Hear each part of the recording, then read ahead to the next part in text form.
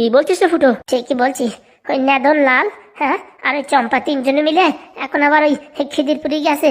কেন, কি হয়েছে? আরে ওখানে ওই স্কুলের মাস্টার আছে না, তার ছেলে নাকি আবার ফিট পড়া শুরু করেছে। বাপরে, নেদন আবার ফিটির ওষুধ কবে থেকে শুরু করেছে? আমি ভাবছি এদিকে কোনো আবার ঝামেলা হয়নি তো। কে জানে।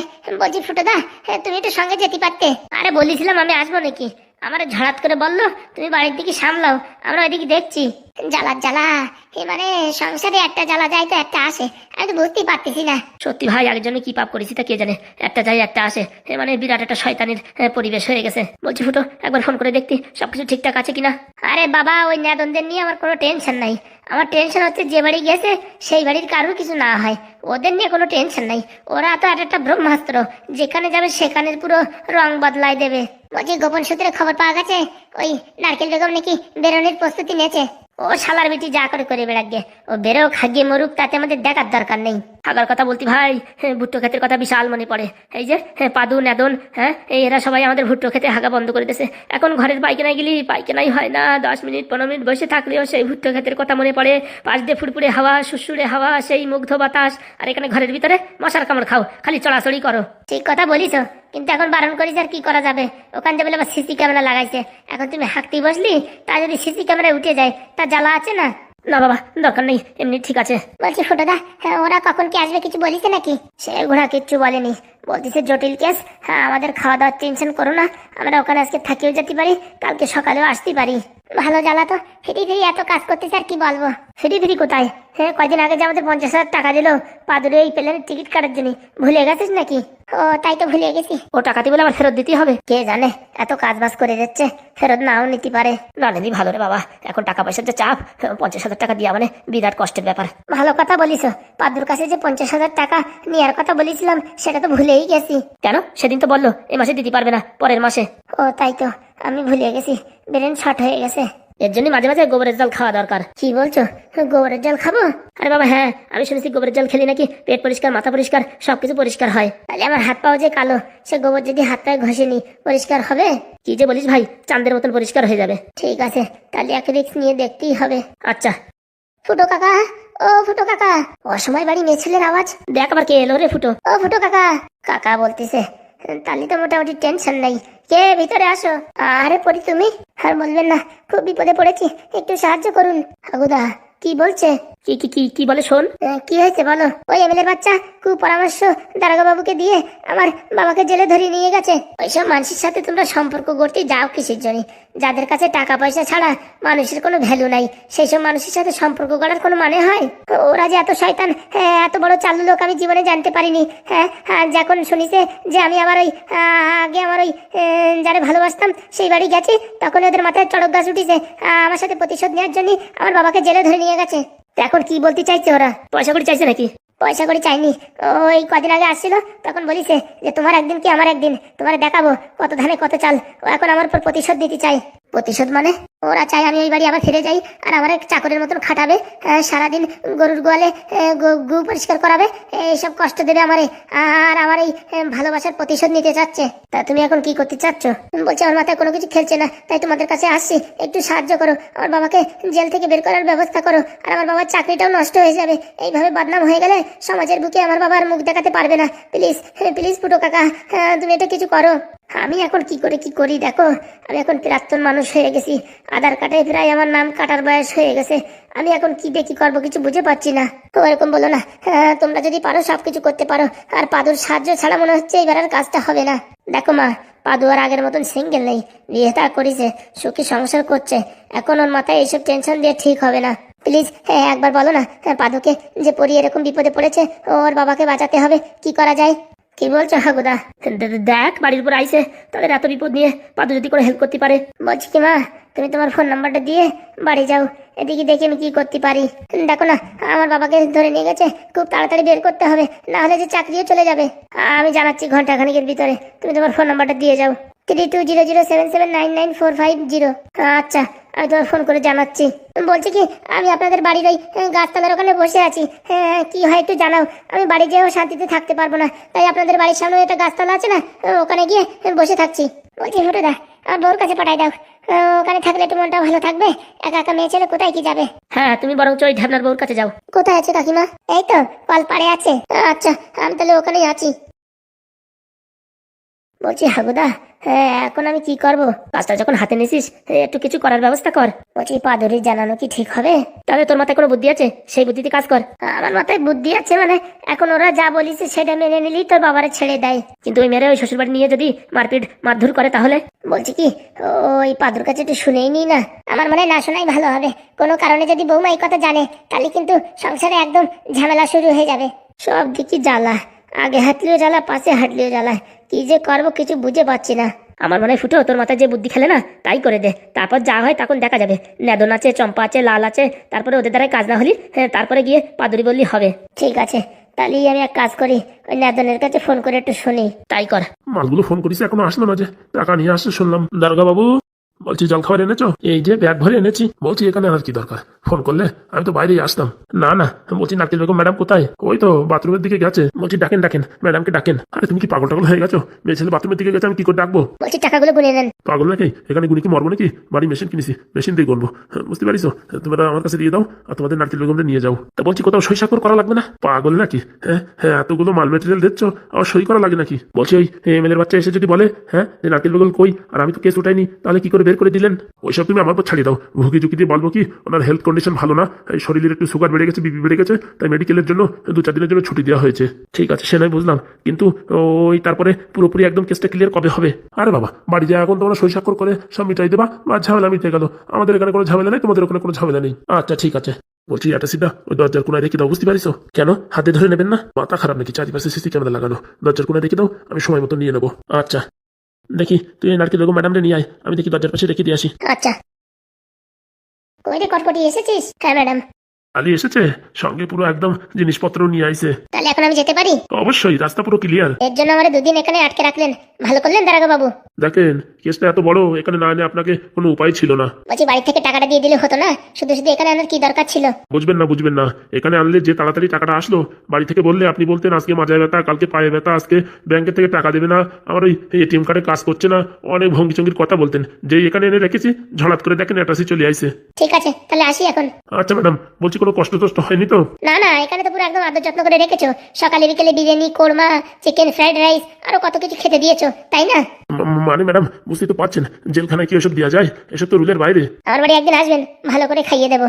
আচ্ছা আচ্ছা ম্যাডাম, আসবো, অবশ্যই আসবো। কটকটি তুই এই পাশ দিয়ে বেরো, আমি এই পাশ দিয়ে যাচ্ছি। আচ্ছা ম্যাডাম। বলছি কটকটি, টাকা পয়সা বা কোনো নোট ফোট ছেড়া নেই তো? একদম কচকচে নোট। আচ্ছা আচ্ছা ঠিক আছে। শালা এরকম কাজ যদি 2-4টে পাই না, 6 মাস সাসপেন্ড রাখিছে দেখি, 6 মাসে যে টাকা কামাতাম 1 মাসে সব ক্লিয়ার করে দেবো। কপাল খুলিছে রে, কপাল খুলিছে, আর কি বলবো। এরকম কেউ যদি মাঝে মাঝে একটা আসতে থাকে না, বাবা শরীরে শান্তি আর শান্তি। আয় হারামজাদা, ভিতরে আয়। কে কাকে এরকম তাড়া দিয়ে আনছো ভিতরে? আর বলবেন না দারোগা বাবু, এই হারামজাদাটা হ্যাঁ যা আকাশ করেছে এই এমএলএর সাথে, তার বলার বাইরে, তাই একে ধরে নিয়ে আসছি। কে দেখি তার থোবড়াটা একটু দেখাও আমারে। আসিস না কেন? ওখানে দাঁড়িয়ে আছিস কেন? বলছি মালু লুট করা যাবে তো? যাবে, না হলে কি আনি? সোনার মুরগি দিয়ে ভিতরে আসতি বল, বাইরে কেন ডিম পাড়াচ্ছে? বলছি কি তোমার কি এখন ওই তেল সিন্দুর দিয়ে ভিতরে ডাকতে হবে নাকি? বলছি স্যার আমার ছেড়ে দিন, স্যার আমার ছেড়ে দিন। হ্যাঁ তোমার ছাড়ার জন্যই তো আমাদের এখানে চাকরি পেয়েছি। আসো আসো, একটু কোলাকুলি করি। সত্যি বলছি স্যার, আমার কোনো অপরাধ নেই, শুধু এমএলএ বাবু আমার নামে কেস খামারি করে এই জেলের হাজতের ভিতরে নিয়ে আসছে। মানে সামনে ভোট, সামনে ইলেকশন, হ্যাঁ সেসব দিকে মনোযোগ না দিয়ে তোমার পিছনে লাগার জন্যই এমএলএ বসে রয়েছে, তাই তো? আরে ছোট বাবু এরকম চেতে যাচ্ছ কেন? প্রথমবার মানে জেলে আইছে তো, তাই একটু ঘাবড়াই যাচ্ছে। একদম ঠিক কথা বলেছেন স্যার। বলছি কাজবাজ কি করো তুমি? আরে বাবা ওই যে ভারত কোচিং সেন্টারে টিচার, মাস গেলে 40-50 হাজার টাকা বেতন পাই। তো তোমার মতো মানুষই এই কোচিং সেন্টারের মানুষ হয়ে তুমি জেলে আসছো, তো লজ্জা করে না? আর বলবেন না স্যার, এই বুড়ো বয়সে চুলকনি উঠেছে তো, এই বুড়ো বয়সে ওই এমএলএর মতন মানুষের ধমকি দেয়। বোধ বুদ্ধি আছে? পুরো আমাকে ম্যানসা, হ্যাঁ তুই শালা এমএলএ বাবুরি তুই ধমকি দিস, তোর জেল হবে কিরকম জানিস? যাবজ্জীবন। আর তোর চাকরি তুই তো পাবি না, তোর গোষ্ঠীর কেউ পাবে না, বুঝতে পারছিস? তোর একটা রেকর্ডের উপরে ব্যাড রেকর্ডের একটা লাল ছাপা মেরে দেবো। এরকম বলবেন না স্যার, কিছু একটা ব্যবস্থা করুন। কিছু একটা ব্যবস্থা মানে কি বলতে চাইছিস? ঘুষ দিতে চাইছিস নাকি আমাদের? হ্যাঁ না না, মানে বলছিলাম কি কম বেশি কিছু করা যেত না? যা বলছিস ক্লিয়ার বল। বলছি কি স্যার, আমি তো কোনো অন্যায় করিনি, তা আমার ছেড়ে দেওয়া যায় না? অন্যায় করিস না আমরা কি করে জানবো? আপনি সব জায়গায় খবর নিয়ে দেখেন স্যার, আমার চরিত্রে কোনো দাগ নেই, সত্যি বলছি স্যার। এখানে যে আসে সেই এইসব কথা বলে, বুঝতে পারছিস? নতুন কিছু বল। বলছি কি স্যার, বলছি কিছু নিয়ে টিয়ে আর কি সেটেলমেন্ট করা যেত না? কত দিতে পারবি তুই? স্যার আমি ভারী জোরে 25,000 টাকা দিতে পারবো। স্যার তার ম্যাথা তোর জেলে ঢুকে এখনো বালনি হয়নি কেন? হ্যাঁ মানে আমরা কি এখানে দান শিবির বা ভিক্ষের থালা নিয়ে বসি? 25,000 টাকা দিবি? তাহলে স্যার কত দিলে হবে? 70,550,000 টাকা। এত টাকা কোথায় পাবো স্যার? কেন এতদিন তো লোকের টাকা চুষে চুষে খেয়েছিস, সে টাকা কোথায় রেখেছিস? লোকের টাকা খেয়েছি কি বলছেন স্যার? কেন যাদের অ্যাডমিশন হচ্ছে না অন্য জায়গায় সেটিং করাই দিচ্ছিস, সেখান থেকে কমিশন পাস না? কি বলছেন স্যার? আমি হচ্ছে একদম সৎ মানুষ, জীবনে কোনোদিন কারোর 1 টাকা খাইনি, আমি এত টাকা কোথায় পাবো? ঠিক আছে তুই জেলের ভিতর পচে পচে মর, কিছু করার নেই স্যার, আমার ওই জেলের ভিতরে থাকতে হবে। 25 তার উপর আমি দিতে পারবো না স্যার, আমার সে ক্যাপাসিটি নেই। তাহলে জেলের ভিতর পচে মর। বলছি কি স্যার, তাহলে এর এলাকা ঢেলে দেবো, কোনো কটা হবে না। আর ওইখানে কটা সার পোকা ছেড়ে দাও, রাত্রি যেন পচায় কামড়ায় মালটার, তখন বসবে কত ধানে কত চাল। সার পোকা স্যার পাবো কোথায়? আছে ওই বিচ্ছু রাজা যেখানে সয়, সালা 7 দিনে একবার স্নান করে, 15 দিনে একবার স্নান করে, ওর বিছনার তলে নাকি শুনেছি অনেক সার পোকা হয়েছে। ও একটা কমপ্লেন করেছিল ওই সার পোকা পরিষ্কার করার জন্য, ওখান থেকে ধরে এনে এর যেখানে রাখা হবে সেখানে ছেড়ে দিলে ভালো হয়। বলছি কি ওই বিচ্ছু রাজার ওইখানে ডাইরেক্ট ভরে দিলি কেমন হয়? ওই মালটাও সারাদিনের হাত পাউটি পাবে আর ওই সার পোকার কামড় খাওয়াবে। তা ঠিক বলেছো, ওখানে মালটা ট্রান্সফার করো। চল হারামজাদা চল। কোথায় যাবো স্যার? কারাগারে যাবি? কারাগারে? আমি তো স্যার এত অপরাধ করিনি যে আমার কারাগারে যেতে হবে। যেখানে পয়সা নেই সেখানে মানুষের কোনো দাম নেই। চল দেখি চল। প্লিজ স্যার আমাদের ছেড়ে দিন স্যার, একটু বোঝার চেষ্টা করুন। অত ক্যাং করবি না কিন্তু বলে দিচ্ছি, তাড়াতাড়ি চল। তোর বাড়ি আর কে কে আছে? আমার একটা মাত্র মেয়ে, আর কেউ নেই। তোর মেয়েকে ফোন করে বল টাকা নিয়ে আসতে। বলছি স্যার 30,000-এর উপরে পারবো না স্যার। বেলুন দেখেছিস? বেলুন দিয়ে বাড়ি দেবো। শালা আমাদের সাথে বার্গেনিং করছিস? তোর এত বড় সাহস? হ্যাঁ, আরো মালটা বলে নাকি ঘুষ খাইনি জীবনে। হ্যাঁ, যারা ঘুষ খাইনি তারা এইসব ডাইরেক্ট কথা বলতে পারে? হ্যাঁ, যারা ঘুষ জীবনে খাইনি তারা কোনো ডাইরেক্ট কথা বলতে পারে এইভাবে তুই যেভাবে বলিস? না মানে ভাবছিলাম আমি তো কোনো অন্যায় করিনি, তা যদি কিছু টাকা নিয়ে দিয়ে আপনারা একটু ছেড়ে দেন। কি মুখে আবার টাকার কথা উচ্চারণ করলি? বেরো ওখান থেকে চল, তোর এখনই এলাকায় বন্দি করে দেবো। ভালো করে একটু পাইল দিও, নাহলে মালটা লাইনে আসবে না। 25,000 বলছে। চল এদিক চল। বুড়ো মালের পয়সা আছে কিন্তু দিতে চাচ্ছে না, আর কি করে পয়সা বের করতে হয় সে আমার থেকে ভালো কেউ জানে না। সার্ভিস করতে করতে আমার মাথার চুল সব পড়ে গেছে। ফাজলিমি নাকি আমার সাথে? হ্যাঁ, টাকা সব চুষে বের করে নেবো। হ্যাঁ, আমার সাথে ফাজলিমি টাকাই, আমি হচ্ছে রক্ত চুষা বাদুর। বলছি মাসি ডাকলে যে? বলছি বাবা তোমার কিছু কথা বলবো, কিছু মনে করবে না তো? না মাসি, আপনি তো আমাদের নিজের লোক আর আমার নিজের মাসি, তারপর কি মনে করবো? শোনো, এখন তোমার বলার একটু সুযোগ পাইছি।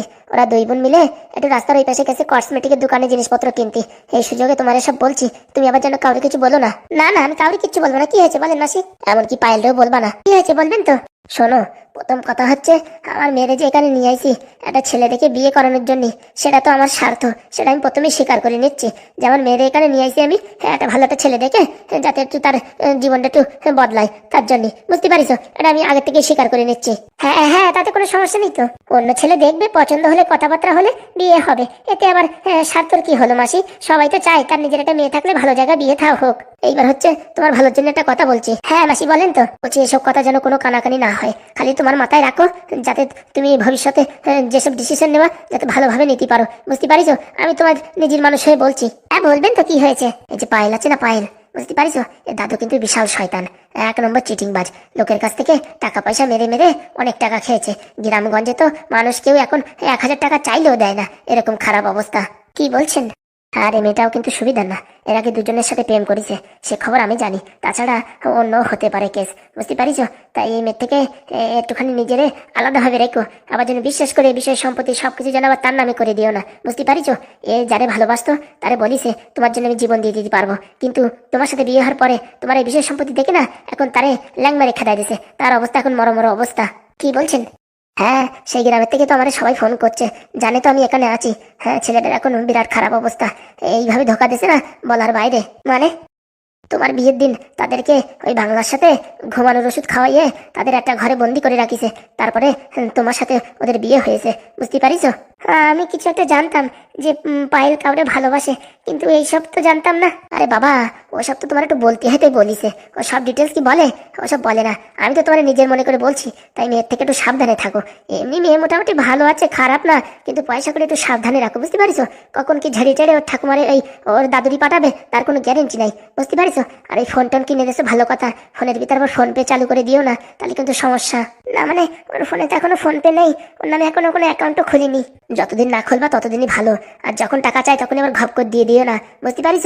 ওর কিন্তু ওই আগের থেকে অভ্যাস, যাদের সাথে প্রেম করেছে সবার কাছে টাকা চাইতো। যাদের সাথে মানে অনেক লোকের সাথে প্রেম করেছে, গুনে তো বলতে পারবো না, কিন্তু 2-3টে তো ছিল, এটুক তো আমি জানি। তাতে বেশি ছাড়া কোনদিন কম হবে না, দেখতে একটু ভালো তো। ছেলেবেলের পিছনে লাইন মারলি পারে, মানে মোটামুটি বলে যে আমার একটু পয়সা করির দরকার, আমার এই 5,000-10,000 টাকা দিয়ে সাহায্য করতে পারবা, এইভাবে একজনের সাথে কথা বলে অনেক টাকা লুটমার করিছে, তারপরে তারা ছাড়িয়ে দিয়েছে, তারপর আরেকজনে ধরিছে, এই করেই ওদের মোটামুটি বাড়ির সংসার চলতো, বুঝতে পারিস?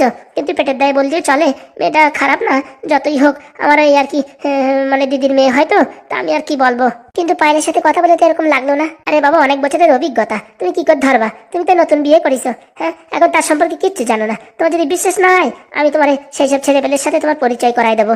না না, ওইসব পরিচয় কিচ্ছু দরকার নেই। তাহলে তুমি এক কাজ করো, ও যখন যা পয়সা করি চাই দিও না, বুঝতে পারিছো? বলছে এই কিছুদিনের ভিতরে কোনো টাকা পয়সা চেয়েছে নাকি? না মানে সেরকম চাইনি, ওই আর কি 50,000 টাকা চাচ্ছিল। দেখিছো, যেখানে ভূতির ভয় সেইখানে সন্ধে হয়। তোমারে বলতি না বলতি বাস ধরা পড়িয়া গেছো। বলছে কি টাকা দিছো নাকি? না মানে দিনি, ভাবিছি কালকে দেবো। মনের ভুলিও দিও না, ও মেয়ে সুবিধার মেয়ে না, তোমার টাকা পয়সা সব লুটমার করে খাবে। এখানেও সংসার করছে কিসের জন্য? তুমি হচ্ছে এটিএম, টাকা বের করবে অন্য জায়গায় ট্রান্সফার করবে, বুঝতে পারিস? কিন্তু আমার তো এরকম মনে হচ্ছে না, আমার তো মনে হচ্ছে পায়েল খুব ভালো মেয়ে। শোনো বাবা, তুমি সায়েন্টিস্ট হতে পারো, সবকিছু তৈরি করতে পারো, কিন্তু এই মেয়ে ছেলের ব্যাপারে এখনো কোনো মেশিন তৈরি হয়নি যে তাদের ব্রেনটা পরীক্ষা করে দেখতে পারবে সে মানে কি করতে চায় কি না করতে চায়, বুঝতে পারিস? তা ঠিক বলেছেন, কিন্তু নিজের বউরির ভরসা না করলে হবে? আরে ভরসার কেতায় আগুন, তুমি এসব ছাড়ো তো। যা বলছি তাই শোনো, টাকা পয়সা চাইলে দিবা না, আর যা বলে তা শুনো। খাবার দাবার খাতে চাই শুনো, কিন্তু টাকা পয়সা দিও না। আমার কথা শোনো, তাহলে কিন্তু তোমার জীবন কয়লা হতে। একবার অভ্যাস করাইছো কি তোমার জীবনের পুরো হেরিকেন ধরে যাবে। তাহলে এখন আমার কাছে যে 50,000 টাকা চাইছে, তাহলে আমি এখন কি করবো? ও হাবি যাবি ভুমছুম কথা বলে বলো আমাদের বাড়ি টাকা দিতে হবে আর্জেন্ট, আমি এখন দিতে পারবো না। হ্যাঁ, আজকে না কালকে না এই করে করে 1 মাস 2 মাস করে নড়াচড়া গোড়োগড়ি করে ওই জিনিসটা কাটাই দাও। একবার দিছো কি মরিছো? আচ্ছা ঠিক আছে, আমি বলবো খানে যে আমি বাড়ি টাকা পাঠিয়েছি, এ মাসে দিতে পারবো না। বলছি বাবা, আমি যে তোমার এইসব কথা বলেছি বলো না কিন্তু, তাহলে কিন্তু আমার আর থবে না।